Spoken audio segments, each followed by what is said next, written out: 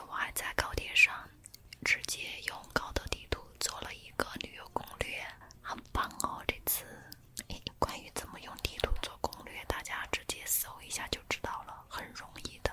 而且我发现天津的景点超级集中，这一点就比秦皇岛友好太多了。听会儿播客吧，推荐一个最近我在听的播客，叫做《废话连篇》，真的很值得听。因为我这一整排都没有人坐，所以我就挪到了窗户外面这个光线更好的位置。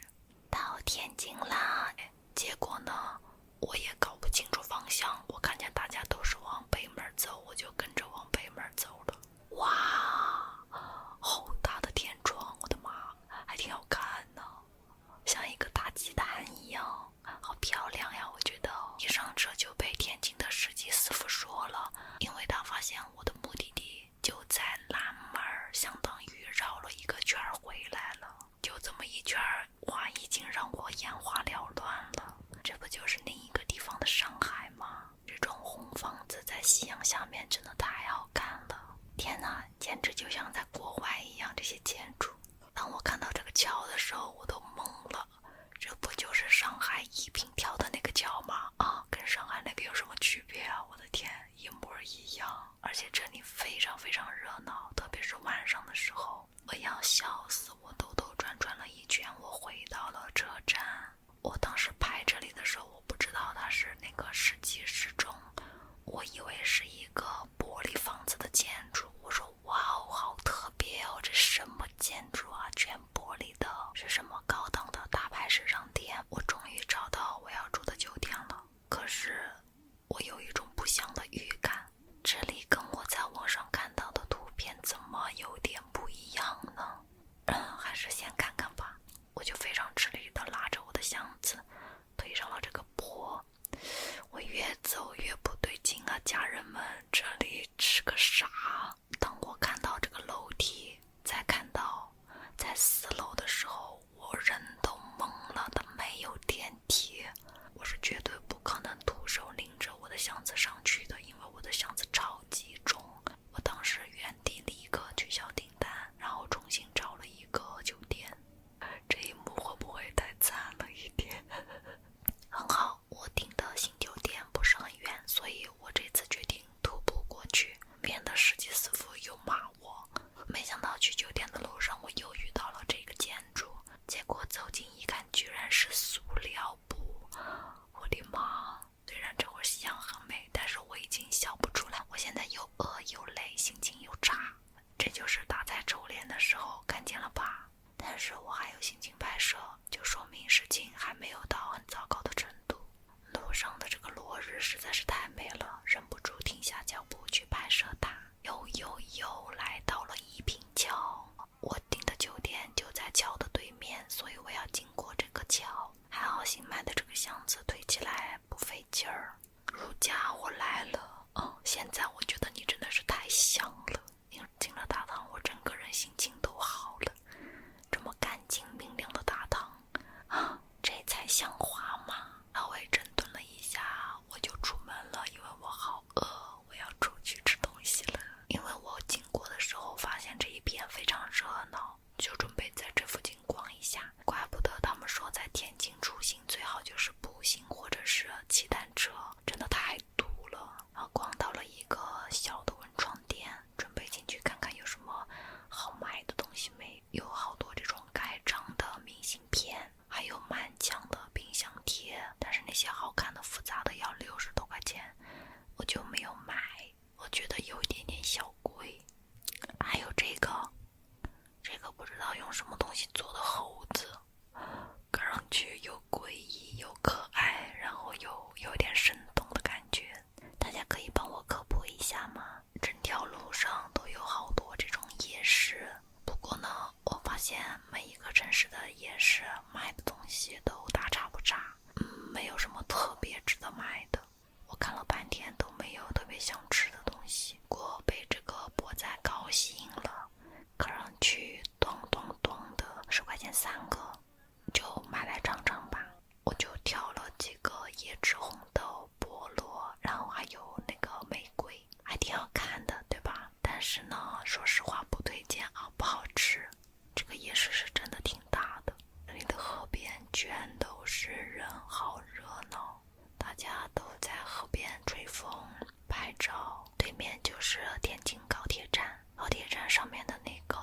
见市中还挺好看的，河边上也是这种一整排的摊位。我就是又饿，但是又不知道吃啥，所以看了这么多，我居然啥都没买。可能我当时想吃的就是正经的饭啊、面啊之类的。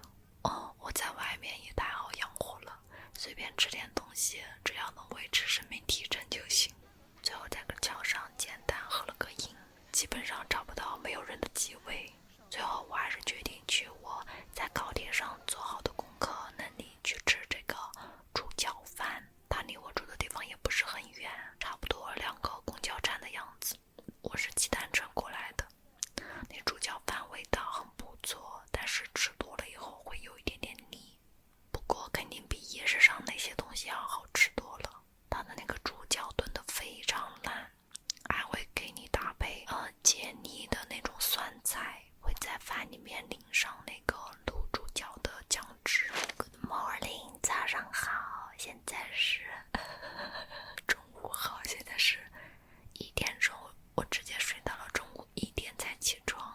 今天外面巨热无比，40度，我完全不想出门，可能也是前2天玩累了，而且就这么躺在酒店有点太舒服了。在酒店点了一份外卖，好像是冬阴功汤，这跟我在家有什么区别啊？真是的，也不知道为什么跑那么老远，然后来酒店吃饭。这是酒店外的风景，其实视野还是不错的。吃饱了，我决定再躺会儿。这才是人生啊，太舒服了。我今天只有一个任务，就是去听相声。天津，你不听相声，哪说得过去啊？我从小就被我爸拉着听相声看小品，所以相声对我的影响还是蛮大的。我没有买德云社的，因为德云社大多数的段子我基本上都在网上看过了。我想看一些新的面孔年轻人的一些新相声。从单车转公交，我居然无意间路过了天津之眼这个摩天轮，所以我在下了公交以后又骑了一段单车回到了这个摩天轮这里，跟他喝了一场饮。离我听相声的时间还早，又开始骑单车在附近转悠了一下，骑到一个路边的小公园，我发现这里没有人，而且视野会更好，所以我就在这里待了一会儿。路过这里的时候，我发现对面那个桥和房子搭起来好好看呀。目的地到了，葫芦相声社，它是在一个小区里面的。这里进去能看到演员的介绍表，还有他们的全家福，看起来都很青春洋溢啊。直接上2楼，就是这么一个小小的不起眼的地方。结果进去以后别有洞天，基本上座无缺席。这个剧场它还有2楼的雅座。相声开始了，哇，现场听相声的感觉完全不一样。有一些笑点真的是现场听比较好笑，你隔着一个屏幕看就没有那么好笑了，也是很奇怪，可能跟现场的气氛有关系吧。这个演出整整2个小时，票价是80多块钱，还是很划算的。看我这笑的漏牙花子，我的天呐，太开心了！强烈推荐来天津的包子一定要去听一场相声，万万没想到听相声能听到 B-box 呢。这就是年轻相声的魅力，我就喜欢听这种2个小时的场，一共会有好几组的人。很可惜的是这一场班主不在，相声看完了，准备回去啦。我真的特别爱骑行，走走停停，而且过程中会发现很多有意思的事情。对面就是天津之眼，很多人会在这里拍照。这个教堂不知道叫什么名字，但是挺好看的。我就在这个教堂这里跟他喝了个饮。给你们看一下这个桥上，每一个墩子上都有这么一个狮子，应该是铜的吧，看上去非常有质感，毛都被磨秃了都。你们不是一直问我有没有看到天津跳水大爷吗？这不就是吗？河边上好多私家车自己摆摊位出来，哇，只能说天津的夜市文化真的很发达。天津还有很小三轮车，就是拉着旅客到处跑的。偶遇了德云社刚刚散场，真是气派呀，比我看的葫芦相声社气派多了。回去的路上路过了一个好高好高的大楼，我的妈呀！而且我发现天津的红绿灯好大一个，这个红绿灯相当于杭州的2个了，超级大一个，是怕我们看不见吗？很快又骑到了老地方，河岸边有很多人坐在这里唱歌聊天喝酒，有唱得好听的，也有唱得难听的，但是大家好像都不在意，这种松弛感太棒了。这个唱歌的小哥还挺帅的。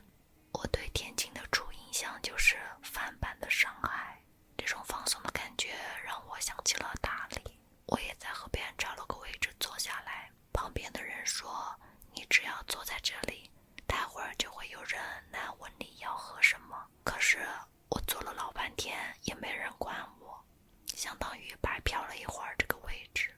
其实这会儿看着这个画面，会觉得此时此刻你一定在想很多事情，但其实并没有，我啥都没想，脑袋放空，整个人就是一个发呆放空的状态。其实生活中能让我发呆空想的时间真不多。我发现人在外面面对着繁华热闹的时候，反而会静下来，放弃思考这件事情，挺好的。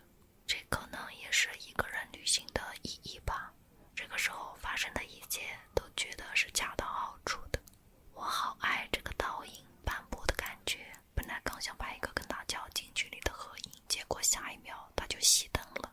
那会儿已经是晚上10点多了，这些景观灯太晚的时候就会熄掉，但是没关系，亮与不亮都是他，都不妨碍我跟他合影。你们猜我在干嘛？我临时跟前台借了一把剪刀，把我这件衣服的下摆全部剪掉。有这个下摆感觉非常的拖沓，一点都不利索。我经常对我的衣服就是一言不合就把它剪了，可能因为我的专业就是服装设计吧。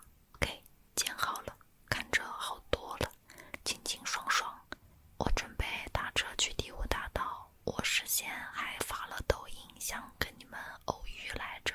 今天的妆很像我在上海那一次的感觉。好啦，开逛，我对第5大道还是充满期待的。这里有一些特色的小店，但是我吧就很爱逛文创店，还有一些中古店。天津的文创店是真的挺多的，但是基本上卖的东西都大差不差。这里全都是那种手机开张的地方，我没有太明白到底是怎么收费的，我也懒得去问，所以最后也没改成。天津有很多这种建筑非常西式的银行，这些小店的规模都不大，小小一个，看着又精致又小巧。其实我是在找第5大道那个大广场，地图显示是在这附近，但是我没有找到。这里有很多观光坐的马车，于是我就继续往前走，想着随便逛逛。这个古着店是品质规格都比较精致，贵一点的那一种，有很多品牌的东西，还有一些大牌的二手包包和品相非常新的 CCD。 这类的东西一看就是我买不起的样子。店虽然很小，但是琳琅满目。接着就是这个丽清的古着店，这个在小红书上还是挺火的，我也是偶然逛到的。我逛店基本上主打一个随缘，这个店就老旧一些，风格呢也会更杂一点。我很喜欢这种古着店塞得满满当当的感觉，我希望我的家里面也是被我从五湖四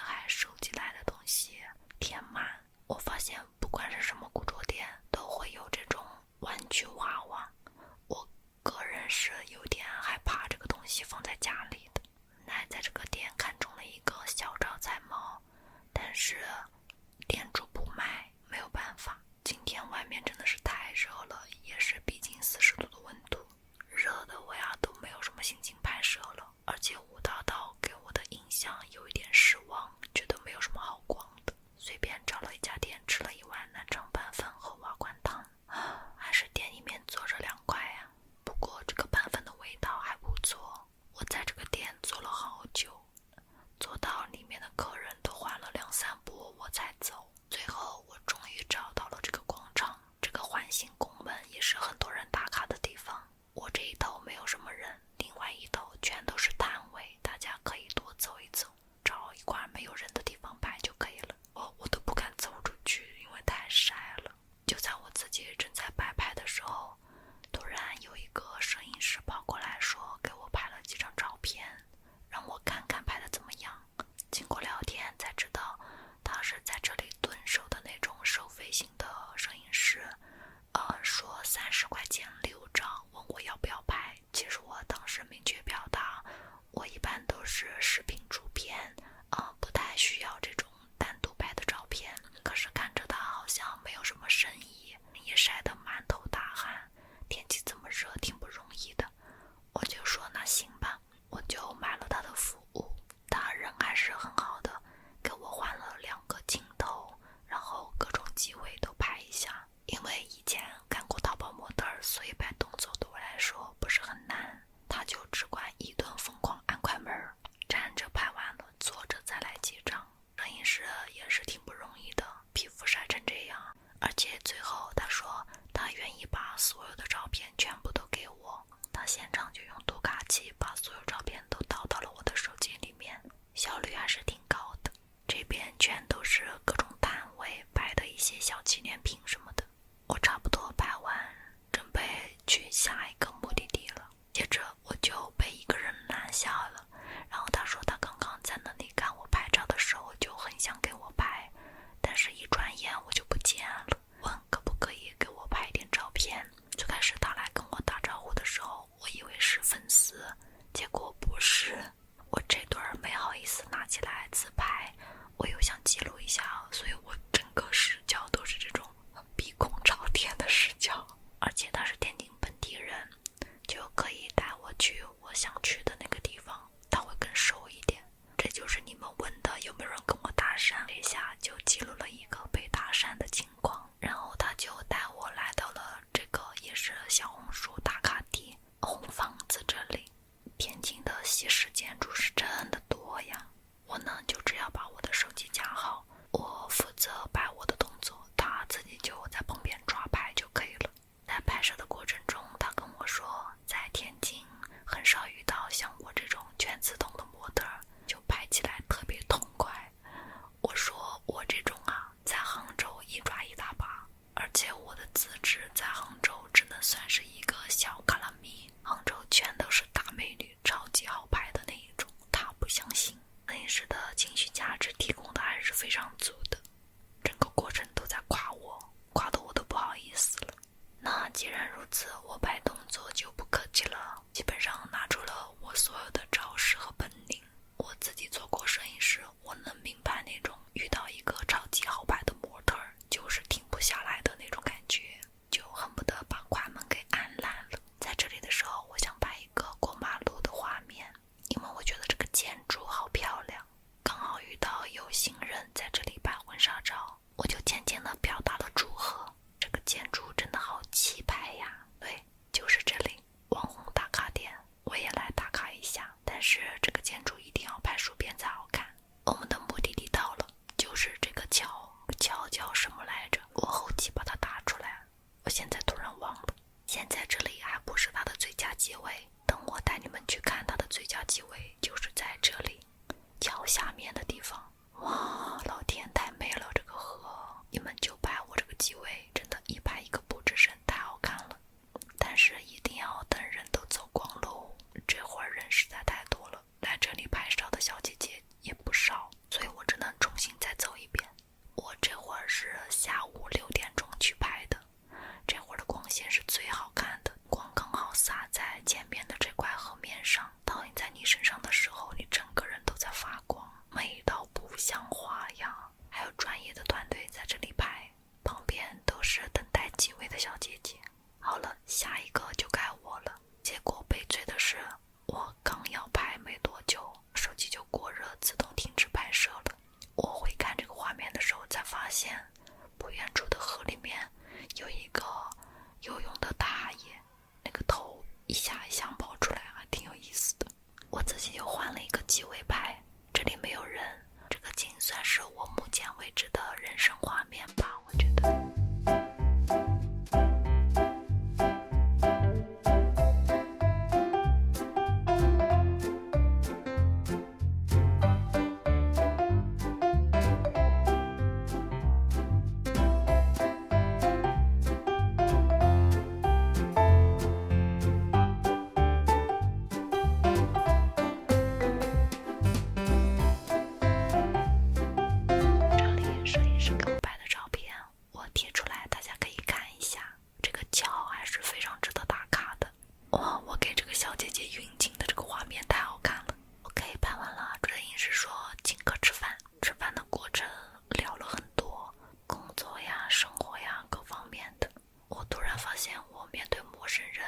我还是挺能聊的。虽然本身是个 I 人，但是我出门在外的社交完全就是一个 E 人的状态，整个过程还是非常的轻松愉快的。最后跟摄影师合了个影，他非常害羞。今天就圆满结束啦，非常开心。第3天打扮的美美的，又出来逛啦。这也是我在天津第一次坐地铁，我的妈，这个地铁站有点漂亮啊，有必要搞得这么华丽吗？没错，今天的任务就是来西开教堂打卡，因为西开教堂它是可以免费进去参观的教堂，它就在一条商业街边上，还是很好找的。今天的天气有一点闷热，这还是我第一次进教堂内部去参观。教堂内层高很高，中间的区域都被拦起来不让走动，所以大家都是在外围去看教堂的窗花，很漂亮。内饰的颜色我觉得有点太小清新了，而且参观教堂是不能戴帽子的。教堂这种地方果然是不太适合横篇，竖篇的纵深感会更好一些。墙上还挂着最后的晚餐。参观完教堂，从大侧门的出口出来，在门口听到有人说可以拍拍立得，我就像在上海一样花了25块钱拍了一张跟教堂的合影。真香啦，就是这样子的，拍得非常好，我很满意。有光饿了，就在教堂附近的商场里随便点了一个舒芙蕾吃吃。坐下来以后才发现这家好像是挺网红的一个店，就点了2种不同的舒芙蕾，味道我觉得一般般，还可以。在离开商场的时候还遇到了这种商场活动的脱口秀。天哪，我觉得能在这种环境下做脱口秀的人心理素质都很强大，因为环境特别嘈杂，人呢不是很多，给到的反馈也不是很多。我在那里看了一会儿，我觉得太尴尬了，我就走了。今天的任务比较重，第2个打卡点是法国工艺局旧址，我是在小红书上看到，结果我去的那天是在半站，一层是敦煌站，一层是潮玩站，到都到了，还是得进来逛一下，就在门口买了那个敦煌站的票。我发现屋子里面很多布局都是用来展览的了，就只有这个房间保留了一点家具，其他的空间基本上都已经清空了。特别失望，没有看到议会馆它原本的样子。整个展览是有讲解员的，不过因为我自己已经去过莫高窟了，这些我都是实打实在当地见过的，所以我就没有多做停留，简单的逛了一下。有一些房间的装置做的还是蛮不错的，比如说这个巨型的灯箱海报，现场看还是很壮观的。这个展更多的是一种数字艺术的展现方式，我很喜欢这个9色鹿的投影，而且它这个设计是你可以擦除掉你触碰的位置，擦除掉整个画的1/3以后，它整张画就会破碎掉。它一共有7层还是8层的样子。这个水佛我曾经在莫高窟亲眼见过它，现在就算看照片依然还是会觉得很震撼。